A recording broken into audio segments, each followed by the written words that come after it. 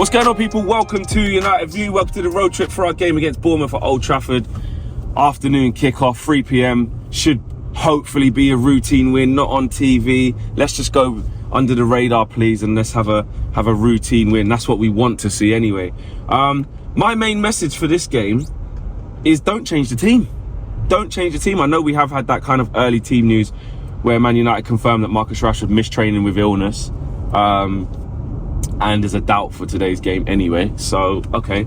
I hope it is just an illness. I hope it's an illness and can get back fit or healthy as quickly as possible. Obviously, I think with the timing of the illness, you naturally go, drop for the first time in ages. Oh, ill. And how many times do we see players, they're out for a bit of an illness, but then 2 days later they're back in training and stuff. But at the same time, if you come down with a heavy flu or you're under the weather or you got the runs or whatever it could be, that does stop you training for a couple of days and you come back. So I'm not going to get into the conspiracy thing. I think we've got enough of that in the media with what they're trying to write about us and how they're trying to move. I ain't going to try and add to that. So we'll just take it as illness for now.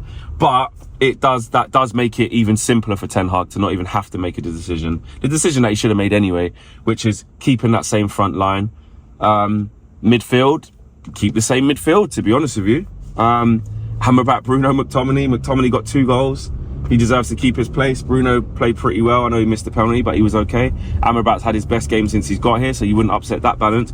One thing I would do, I don't know if Lindelof's out anyway because he had to come off at half-time, but I think Luke Shaw in at left centre-back makes the most sense anyway. And I would bring in Reguilon. I didn't mind Reguilon. And on the right-hand side, the balance of Anthony and Dalot worked. It worked.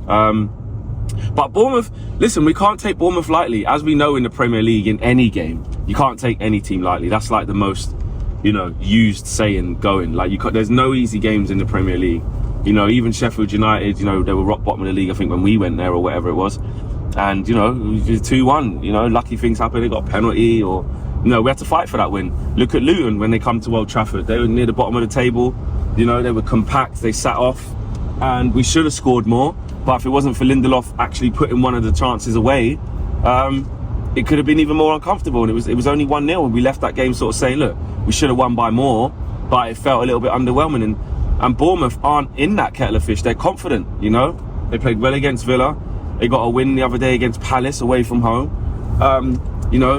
They're doing all right. They're not scared. They're not scared, and their managers helped pick them up recently. So I think we have to be aware of that. We should be confident going into it. Of course we should, but we have to be clinical. We have to be clinical. We can't, the longer the game goes at 0-0 or we're missing chances or we can see counter-attacks, which Bournemouth can hurt you from, we can take our eye off the ball, and we don't need that. The next 2 games coming up are so big and the results could be so bad, potentially, or they could be amazing and get 2 wins that we didn't expect. But going into that game against Bayern on Tuesday and Liverpool, the big one next weekend, we need confidence, and that doesn't even guarantee a good performance in that. But you don't want to be going into that off the back of not doing well against Bournemouth. What I would say, just quickly on the midfield, I know I say keep it the same, but I really just want Kobbie Mainoo to play at Old Trafford, and I know he will. We've just got to be patient with that, and he will, and we will be. But if he did make a change, and when Amrabat for Kobbie Mainoo in this type of game, he thinks it's fine for him to come in, I wouldn't be mad. But at the same time, just have the patience. Just have the patience. It's not a big deal. Like, Kobbie Mainoo's going to get his time. He's a young kid, and actually, talk about baptism of fire. The kid had to start away at Everton, which obviously was not easy, and we had a good performance. He got the best part of 35 minutes against Galatasaray, which, as we saw, was really tough. He started against Newcastle, played like 60-70 minutes in a terrible performance all round. So he's had a baptism of fire, so it's probably best that, Eric does keep him out the fold and wait to bring him back in or bring him off the bench here or there, which we know he's firmly in the first team plans. In terms of the balance on the wings, though, Garnacho and Anthony, I'm just excited for Garnacho right now. He's in a good moment. It's a chance against Bournemouth where if we can get an early goal, we can assert ourselves. This could be a routine day. It could be. It should be if we approach it correctly. And someone like Garnacho in this moment, he's just showing a lot more maturity. He's still very raw. He's still nowhere near the finished article yet, which how could he be at that age? But he's just refreshing, and I just want to keep seeing him play.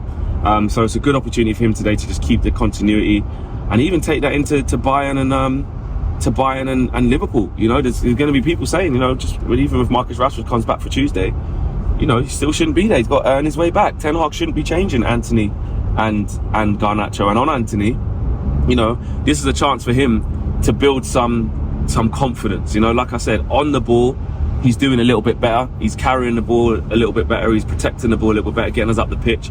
And those are the things that you could say he is good at. You know, he can get the ball, he can get on a half turn straight away and travel like 20, 25 yards and get fouled. That I'll give him, he can do that. It's the, you know, sliding people through and making assists, or it's the end product from him, or it's the chance creation.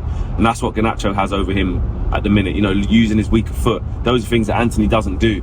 But he works his arse off, and that balance on the right hand side to just work and feel your and get your confidence and build your confidence, I don't mind that. I don't mind that at all. And right now in this moment, that's what needs to happen. Anthony needs to keep playing games. Garnacho needs to keep playing. And that brings me to Rasmus Hojlund. When is he going to get this first goal in the Premier League? He just can't get it. Like against Chelsea, shot against Sanchez down to his bottom left, made a good save. Then he was sort of like a little bit behind the play, or just reaching in to get the tap in of somebody, couple of crosses. He is physical, he does press, he works hard, but I just want him to get more looks at goal. Sometimes, to be fair, if I think back to the Sheffield United game away, he absolutely should have scored. He had the chances to. Against Luton, where he had that, where the ball hit off his thigh and Kaminsky saved it, point blank range, he should be scoring. He's had a couple of headers as well. So he has had some open looks at the basket, as you say in basketball. You know, he's had open looks. And sometimes he hasn't been as clinical as he should be. But then once those chances go where he hasn't been as clinical, he doesn't really see the goal again. And that's an us problem. We've got to make more chances for him and keep him more involved. And you're looking at games, again, to be with the most respect to these teams, you looked at games like Luton at home, you know, come on, surely he's got to get goal today. Or a game like today, Bournemouth at home or Palace at home, and even we didn't win that one, we lost. You're kind of looking at the game saying, when's he going to do it? When's he going to do it? And hopefully it's today. Hopefully it's today. I mean, if we get a penalty, should we just give it to Rasmus Hojlund? You know, Arsenal gave a penalty to Havertz and he's never looked back. He scored more goals than Richarlison already.